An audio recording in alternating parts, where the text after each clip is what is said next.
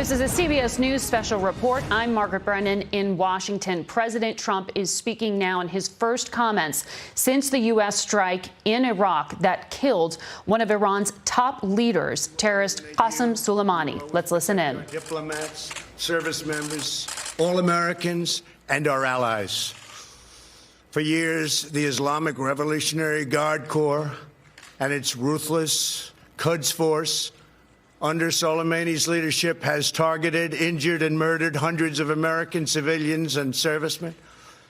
The recent attacks on U.S. targets in Iraq, including rocket strikes that killed an American and injured 4 American servicemen very badly, as well as a violent assault on our embassy in Baghdad, were carried out at the direction of Soleimani.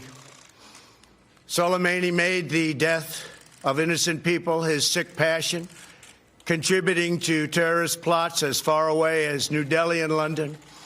Today, we remember and honor the victims of Soleimani's many atrocities, and we take comfort in knowing that his reign of terror is over. Soleimani has been perpetrating acts of terror to destabilize the Middle East for the last 20 years. What the United States did yesterday should have been done long ago. A lot of lives would have been saved. Just recently, Soleimani led the brutal repression of protesters in Iran, where more than 1,000 innocent civilians were tortured and killed by their own government. We took action last night to stop a war. We did not take action to start a war.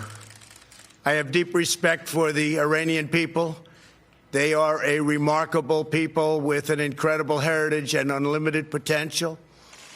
We do not seek regime change. However, the Iranian regime's aggression in the region, including the use of proxy fighters to destabilize its neighbors, must end, and it must end now. The future belongs to the people of Iran, those who seek peaceful coexistence and cooperation, not the terrorist warlords who plunder their nation to finance bloodshed abroad. The United States has the best military by far anywhere in the world.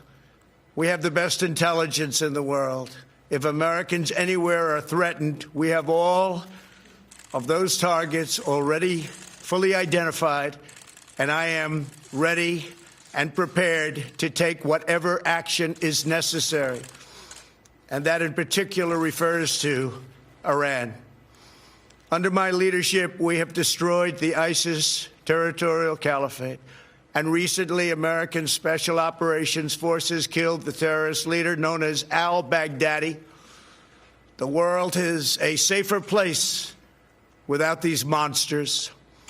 America will always pursue the interests of good people, great souls, while seeking peace, harmony, and friendship with all of the nations of the world. Thank you. God bless you.